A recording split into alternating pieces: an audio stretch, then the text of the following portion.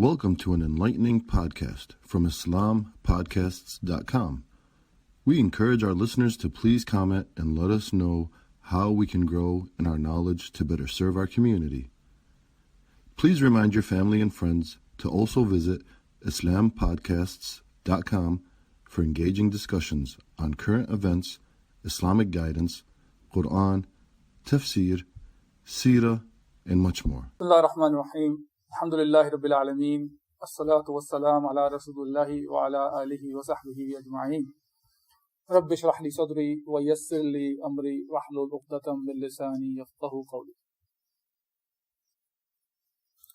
Inshallah, in today's talk, we will talk briefly about some of the ayat that were recited last night from Surah Al-Imran. As the brother mentioned to me, we've completed Surah Al-Imran yesterday. So, inshallah, a couple of ayat which are very relevant from today's time, inshallah. Allah subhanahu wa ta'ala mentions in the Quran that أعوذ بالله من الشيطان الرجيم ومن يبتغي غير الإسلام دينا فلن يقبل منه وهو في الآخرة من الخاسرين. صدق الله العظيم. In this Ayatul Karima, Allah Azza wa Jal is mentioning that whosoever seeks any deen other than Islam, it will not be accepted by Allah subhanahu wa ta'ala.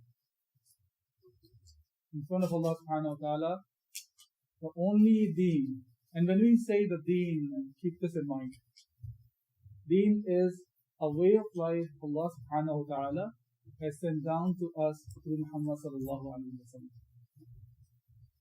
And in the same ayat, in the same surah, at another place, Allah Azza wa Jal mentions on the similar topic where He says, "Inna deena inda Allahil Islam."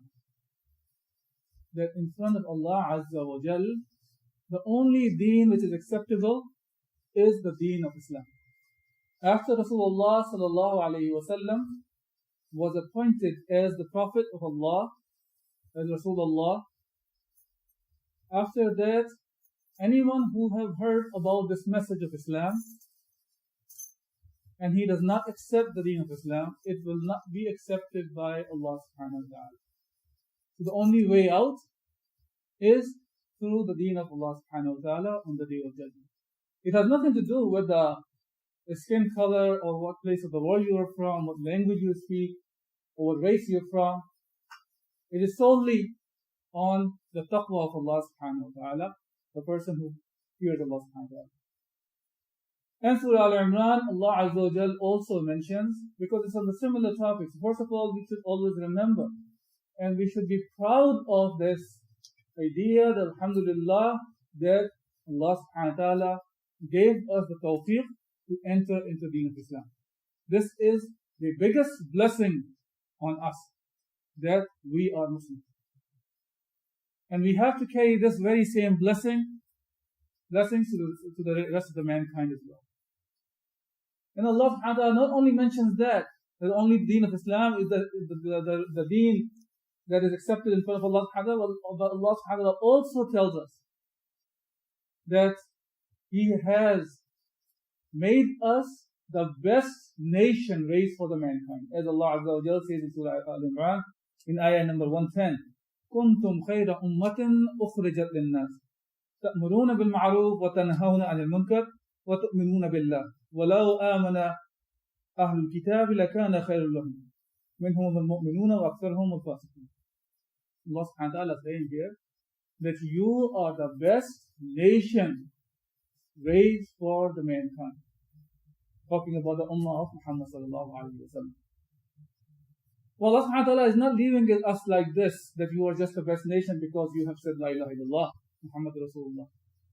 Well, Allah has connected this concept of being best with Amr bil Ma'ruf, wa Nahi an Munkar, and the Iman in Allah Azza wa Jalla. When He says, تأمرون الناس تأمرون بالمعروف وتنهون عن المنكر وتؤمنون بالله.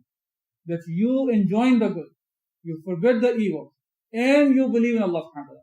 And this is very interesting in this ayah, where Allah subhanahu wa ta'ala has mentioned the action before the iman.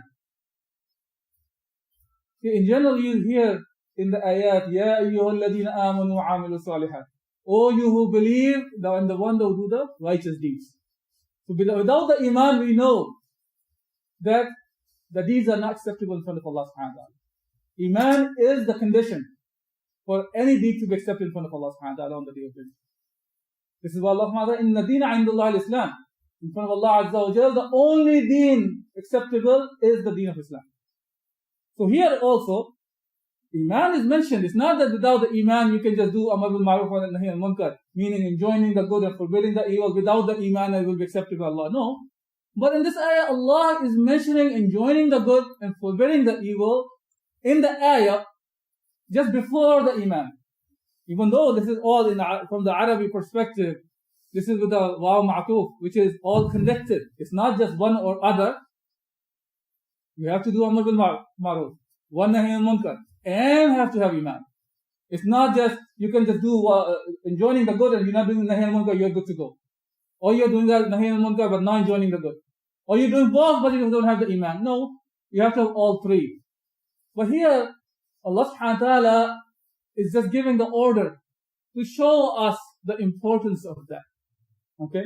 And when it comes to Amr bil Ma'ruf wa Nahy al Munkar, we should also remember in reference to this, the hadith of Rasulullah sallallahu alayhi wa sallam, where Rasulullah sallallahu alayhi wa sallam said, وَالَّذِي نَفْسِي بِيَدِي. Rasulullah sallallahu alayhi wa sallam is making the qasam. He's swearing by Allah subhanahu wa ta'ala, in whose hands his soul is. لَتَأْمُرُنَّ بِالْمَعْرُوفِ وَلَتَنْهَوَنَّ عَنِ الْمُنْكَرِ. Rasulullah sallallahu alayhi wa sallam said that you command good or forbid evil. Either you command good and forbid evil, and then goes on. أَوْ لَيُوشِكَنَّ اللَّهُ أَنْ يَبْعَثَ عَلَيْكُمْ عِقَابًا مِّنْهُ. Either you do this, enjoining the good and forbidding the evil, or Allah will descend His punishment on you. And He says, ثُمَّ تَدْعُونَهُ فَلَا يُسْتَجَابُ لَكُمْ. And then you will raise your hands for the dua, and your dua will not be accepted. So, for us, Allah has given us the glad tidings that Allah subhanahu wa ta'ala has chosen as the best ummah, with the condition that we enjoin the good and forbid the evil.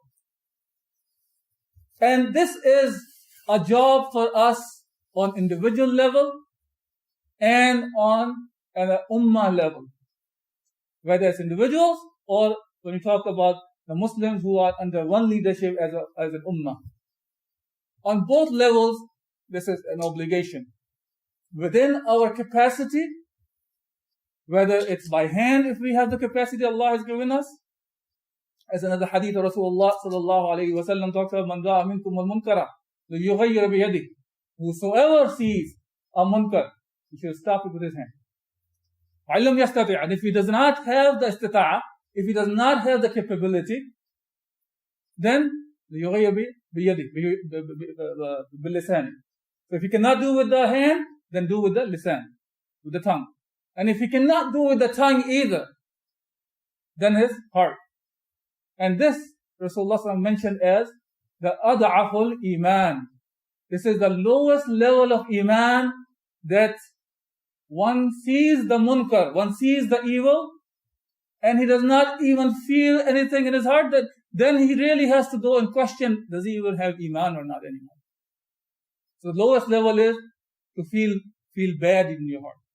So we have to, inshaAllah, remember that Allah subhanahu wa ta'ala has made us the best ummah, but with a condition, and we have to fulfill that condition to become the best ummah again. Unfortunately, today, because we have left this job and we have lost this title on the face of the earth nowadays, we are being disgraced, unfortunately, because of that. So when we return back to Allah subhanahu wa ta'ala, Allah subhanahu wa ta'ala will reinstate this status, inshaAllah, again.